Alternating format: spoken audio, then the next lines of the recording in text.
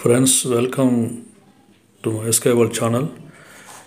ఈరోజు మనము 9 నరసింహ అహోబిలంలో 9 నవనరసింహ క్షేత్రాల్లోనే భార్గవ నరసింహ క్షేత్రం గురించి తెలుసుకుందాం.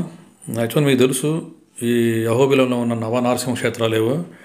1 ఉగ్ర నరసింహ, 2 క్రోధ నరసింహ, 3 జ్వాలా నరసింహ, 4 వరాహ నరసింహ, 5 భార్గవ నరసింహ, 6 కరంజ నరసింహ, 7 లక్ష్మీ నరసింహ, 8 గండభేరుండ నరసింహ, 9 యోగ నరసింహ. ఇప్పుడు మనం తెలుసుకోబోయేది భార్గవ నరసింహ. ఈ భార్గవ నరసింహ ఇవన్నీ మొత్తం నల్లమల్ల అడవులో ఉన్నవి. అయితే ఈ అన్నిట్లో ఈ 9లో ఈ 2 క్షేత్రాలు ఉంటాయి కదా. ఇది పావన లక్ష్మీ నరసింహ ఒకటి ప్లస్ ఈ భార్గవ నరసింహ క్షేత్రం. ఇది ఇక్కడికి వెళ్ళడం చాలా కష్టం, ఎందుకంటే మూలకు ఉంటాయి, ఎక్కడ లోపల అడవుల లోపల ఉంటాయి. చాలా రిస్కీగా కూడా ఉంటుంది, రహదారి కూడా బాగుండదు. ఎగుడిగుడులుగా ఉండి రాళ్ళు రప్పలు బండలు తేలి ఉండి నడవడానికి కూడా చాలా కష్టంగా ఉంటుంది. వెహికల్లో వెళ్ళినా కూడా అంతే ప్రాబ్లంగా ఉంటుంది. ఈ భార్గవ నరసింహ క్షేత్రం అనేది దిగువ అహోబిలం నుంచి ప్రధాన అహోబిలం నుంచి 2 కిలోమీటర్ల దూరంలో ఉంటుంది. ఒక ఎత్తైన గుట్టపైన ఇది గుడి కట్టుంటారు. దాన్ని దారంతా చాలా ఇబ్బందికరంగా ఉంటుంది వెళ్ళడానికి. చూడండి ఇప్పుడు ఎలా వెళ్ళాల్సి వస్తుందో చూడండి. చుట్టూ పచ్చదనం ఉంటుంది, కొండలు ఉంటాయి, పర్వతాలు ఉంటాయి, బాగా ఆహ్లాదకరంగా ఉంటుంది. కానీ వెళ్ళే దారి మాత్రం బాగుండదు. చాలా జాగ్రత్తగా కింద చూసుకుంటూ నడవాల్సి వస్తుంది.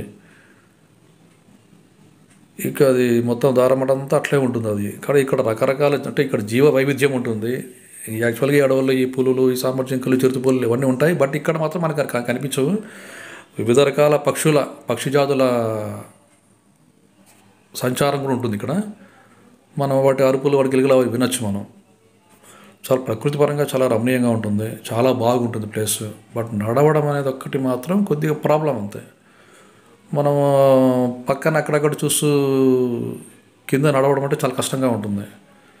ఎందుకంటే కింద రాళ్ళు ఈవెన్గా ఉండవు, ఎగుడుగుడులుగా ఉంటుంది. మనం నిదానంగా చూస్తూ కింద నడుస్తూ పైన చూస్తూ కింద నడుస్తూ అప్పుడప్పుడు ఆగి చుట్టుపక్కల చూస్తూ పోవాల్సి వస్తుంది. మొత్తం ఈ క్షేత్రమే ఇది దేనికి ప్రసిద్ధి అంటే ఇది భార్గవ తీర్థం అని ఉంటుంది. గుడి కింద మీకు భార్గవ తీర్థం అని కనిపిస్తుంది. భార్గవరాముడు ఇక్కడ నరసింహస్వామి కోసం తపస్సు చేసి ఆయన ప్రసన్నం చేసుకుంటాడు. ఆయన ప్రతిష్ఠించిన నరసింహస్వామి విగ్రహం కాబట్టి ఇది భార్గవ నరసింహ క్షేత్రం అని దీనికి పేరు. ఇది మనకు వెళ్ళే కొద్దీ అంటే ఈ 2 కిలోమీటర్ దూరంలో కొంచెం ఈ దారి అన్నమాట అంతా చాలా ఇరుగ్గా ఉంటుంది. చూడండి ఇక్కడ ఒక నంది విగ్రహాన్ని పెట్టారు. బహుశా ఇక్కడ దొరికినట్లుంది. అది ఇక్కడ శివలింగం అయితే లేదు, శివుని ఫోటో పెట్టారు ఇక్కడ.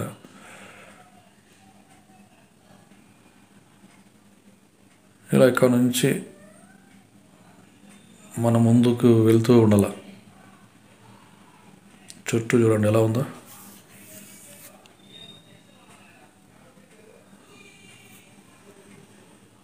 చిన్న ఇరుగ్గా ఉంటుంది. అది చూసుకుంటూ పోతూ ఉండాలి.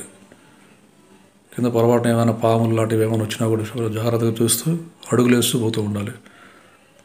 అటుపక్క ఇటుపక్క చూడాలని మనకు అనిపిస్తుంటుంది, ఎందుకంటే ప్రకృతి చాలా రమణీయంగా ఉంటుంది, చాలా ఆహ్లాదకరంగా కూడా ఉంటుంది. కానీ కింద చూసి వెళ్ళడం మాత్రం చాలా ప్రధానం. ఎక్కడ ఏ రాయి మీద ఎక్కడే కొన మీద కాలు పెట్టి జాగ్రత్తగా కూడా అంటే కాలు మడత పడవచ్చు. అలా వెళ్తూ కూడా సరిగ్గా పాదం పెట్టకపోతే ఆ రాళ్ళ మీద ఎక్కడైనా కానీ కొంచెం జారి ప్రమాదం కూడా ఉంటుంది. పాదాలు మడతపడే ప్రమాదం కూడా ఉంటుంది. చుట్టూ చూడండి మర్రి చెట్లు కానీ గోడలు కానీ దిగి ఉంటాయి. వాతావరణం అంతా చాలా బాగుంటుంది.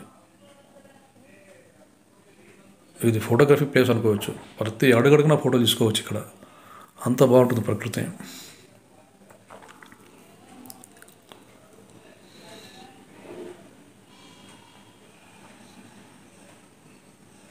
ఈ పావ నరసింహస్వామి క్షేత్రము ఈ భార్గవ నరసింహ క్షేత్రము 2 ఒకే రూట్లోనే ఉంటాయి.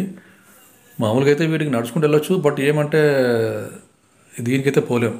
పావ నరసింహ క్షేత్రం ఇది చూడండి. భార్గవ నరసింహ క్షేత్రం గుడి వచ్చింది కదా, ఇక్కడ నుంచి గుడి పైకి మెట్లు ఉంటాయి. దాదాపుగా ఒక 150 మెట్లు ఉంటాయి ఈ పైకి. చూడండి, ఇదే భార్గవ తీర్థం, ఈ పుష్కరి లాంటిది. ఇది ఈ భార్గవ తీర్థం వల్లనే దానికి భార్గవ నరసింహ సన్నిధి ఈ క్షేత్రంకి పేరు వచ్చింది. చూడండి, ఇది మన ఊరికి దూరంగా కొద్దిగా విశేషట్టుగా ఉంటుంది ఇది. సో అక్కడ ఏం మనుషులు పెద్దగా కనిపించరు మనకు. ఈ వస్తున్న భక్తులే తప్ప ఇతరతర జనాలు ఏం కనిపించరు. ఇలా 160 మెట్లు ఎక్కి మనం వెళ్ళాల్సి ఉంటుంది పైకి. మెట్లు కూడా మాకు కొద్దిగా మరీ అంత ఇబ్బంది పెట్టేటట్టుగా ఉండదు, కొద్దిగా విశాలంగానే ఉంటాయి, బాగా వెళ్ళొచ్చు, ప్రాబ్లం అయితే ఉండదు. బట్ అటు ఇటు కోతులు ఉంటాయి కాబట్టి వెళ్ళేటప్పుడు మీరు జాగ్రత్తగా వెళ్ళాల్సి ఉంటుంది. అంటే చేతులు ఏమైనా తినుబండలు పెట్టుకొని వెళ్ళడము, పళ్ళు ఇలాంటివి పెట్టుకొని పోతే లాగేసుకుంటుంటాయి. చూడండి, ఇలా పైకి వెళ్ళాలి, 150 మెట్లు అధిరోహించాలి పైకి మనం స్వామిని చూడాలంటే.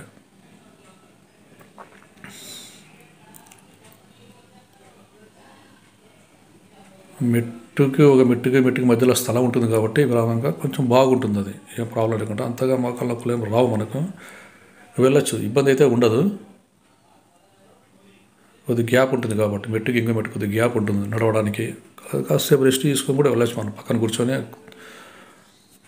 సైడ్ వాల్స్ మీద కాసేపు కూర్చొని రెస్ట్ తీసుకొని నెమ్మదిగా వెళ్ళొచ్చు పైకి. ఈ ప్లేస్ చాలా బాగుంటుందండి, చాలా ప్రకృతి రమణీయంగా ఉంటుంది.